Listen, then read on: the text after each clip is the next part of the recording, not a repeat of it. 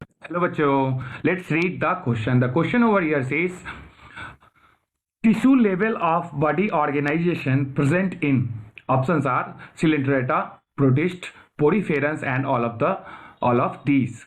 So first of all, here we will discuss the key concept.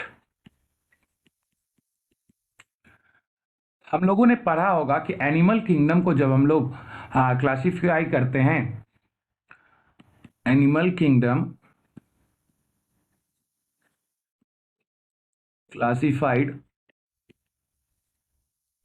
on the basis of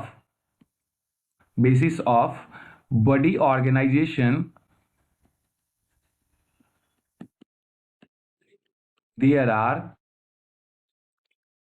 4 types of body organization, or the 4 levels. Here we can also correct it as levels. 4 levels of body organization is seen, is observed,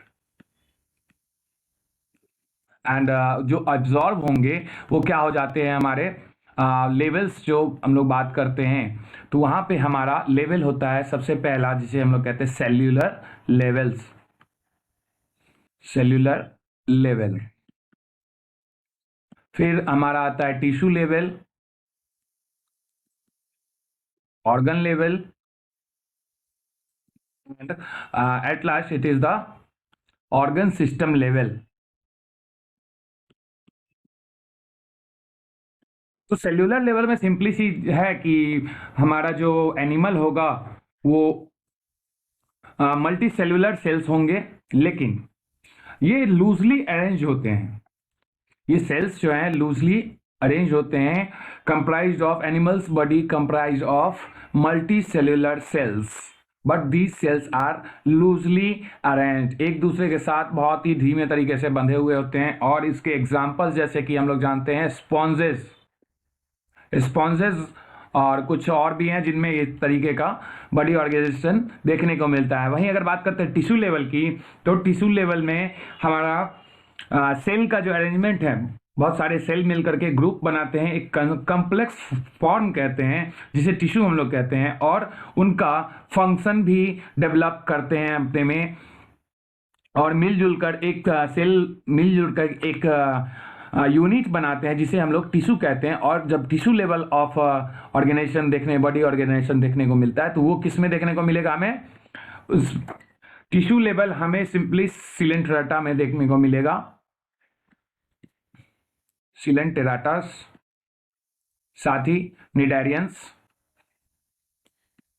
etcetera, इनमें देखने को मिलता है। वहीं अगर बात करें organ system की, ऑर्गन लेवल की, तो ऑर्गन्स का डेवलपमेंट परफॉर्म फंक्शन करने के लिए जब और टिश्यू जो है एक साथ एक दूसरे के साथ अटैच होते हैं, अरेंज होते हैं, ज्वाइंट करते हैं और साथ मिल करके कोई फंक्शन क्रिएट करते हैं, तब हम लोग कहते हैं कि ऑर्गन लेवल सिस्टम देखने को मिल रहा है इस ऑर्गेनिज्म में। और इसका एग्जाम्पल कौन सा है? हमारा प्लेटीहेलमिन्थिस,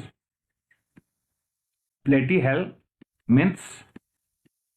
और वहीं अगर बात करें ऑर्गन सिस्टम लेवल की, तो ऑर्गन सिस्टम लेवल हमारा ऑर्गन्स जब मिल करके साथ में एक कंप्लीट कॉम्प्लेक्स सीरीज बनाते हैं, एक पूरा सिस्टम बना लेते हैं, तो उसे हम लोग क्या कहते हैं? ऑर्गन सिस्टम लेवल कहते हैं। और ये किसमें देखने को मिलता है? Annelida, Arthropoda, Vertebrata etcetera, Vertebrata etcetera.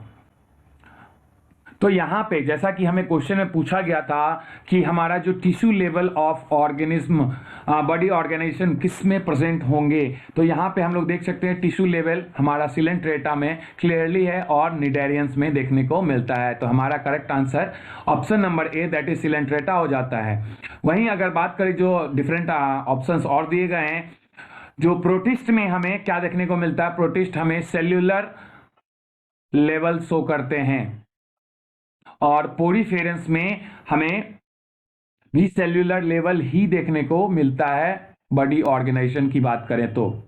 इसीलिए जैसा कि हम लोगों ने की कंसेप्ट में यहाँ डिस्कस किया है, तो हमारा correct answer, final answer option number A हो जाता है इस क्वेश्चन के लिए। I hope you have understand it well. Thank you so much and all the best.